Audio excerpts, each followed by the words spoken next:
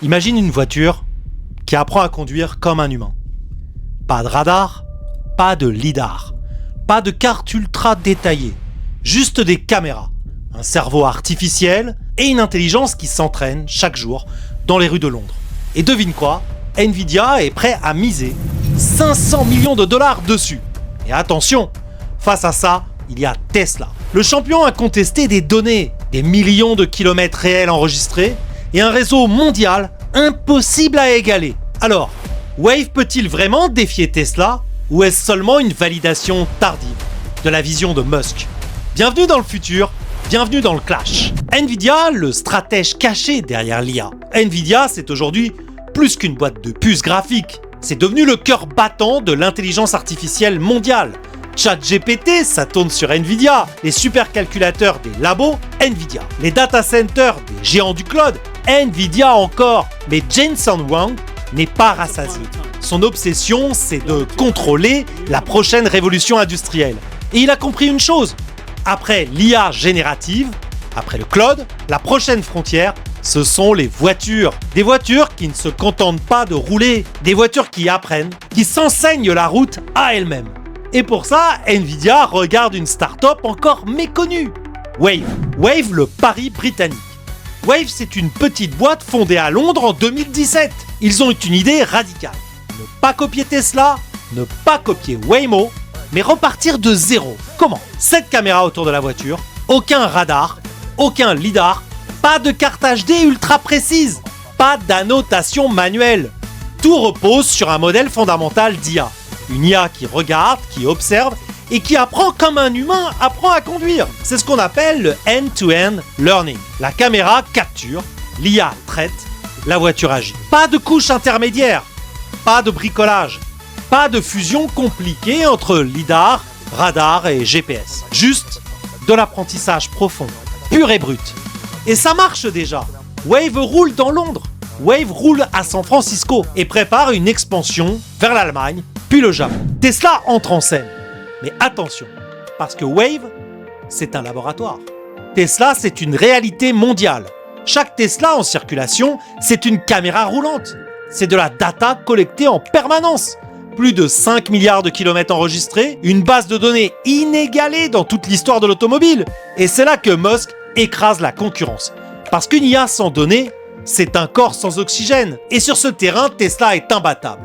Wave peut avoir l'approche la plus élégante du monde, mais sans l'échelle planétaire de Tesla, impossible de rivaliser.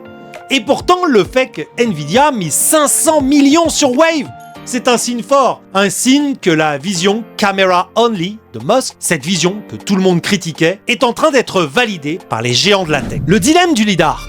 Rappelle-toi, Google avec Waymo a misé sur le lidar. Des capteurs qui coûtent une fortune, des cartes ultra précises qui demandent des années de préparation.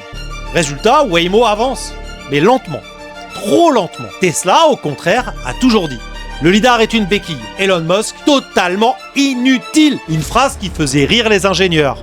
Mais aujourd'hui, Nvidia valide. Wave valide. Le monde valide. La caméra, l'IA, le deep learning. C'est ça le vrai futur de la conduite autonome. Et si Musk avait eu raison depuis le début ? Et toi, tu fais quoi ? Parce que cette guerre de technologie, c'est aussi une guerre d'investissement. Nvidia monte, Tesla domine, Waymo piétine, et Wave, qui n'est pas coté, pourrait un jour être racheté. Et toi, tu restes spectateur ou tu choisis de miser sur ces révolutions ? Moi, j'utilise eToro.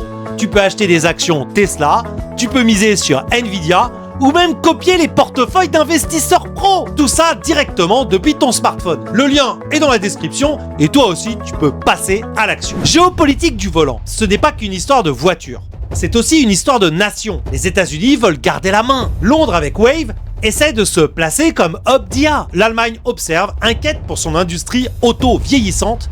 Et le Japon, longtemps leader de l'électronique, cherche à revenir dans la course. Mais soyons clairs, celui qui contrôlera le standard mondial de la conduite autonome contrôlera une industrie à plusieurs trillions de dollars. Et Nvidia, en soutenant Wave, ne parie pas seulement sur une start-up, il parie sur un futur où chaque voiture devient un data center roulant, où chaque data center roule sur des GPU Nvidia. Alors, le scénario 2030, que peut-il se passer ? Scénario numéro 1, Tesla écrase tout. Avec son avance en données, Musk impose le standard mondial. Scénario numéro 2, Nvidia devient l'arbitre.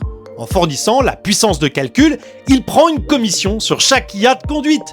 Scénario 3, Wave se fait racheter, peut-être pas Nvidia, peut-être par Microsoft ou même par Tesla elle-même pour verrouiller le marché. Et le scénario numéro 4, personne ne gagne. Trop de réglementation, trop de scandales, et la conduite autonome stagne encore 10 ans. Et toi, tu crois en quel scénario? Alors, qu'est-ce que je peux te dire en conclusion? La polémique Musk. Musk est critiqué, Musk est clivant, mais Musk est aussi un Copernic de notre époque. Et quand tout le monde croyait au lidar, il a dit non. Quand tout le monde disait impossible, il a dit regardez-moi. Et aujourd'hui, Nvidia, en pariant sur Wave, ne fait que valider sa vision. Wave n'a pas la surface mondiale de Tesla. Wave n'a pas les milliards de kilomètres de data. Mais Wave est un indice fort. Le futur de la conduite autonome sera sans lidar.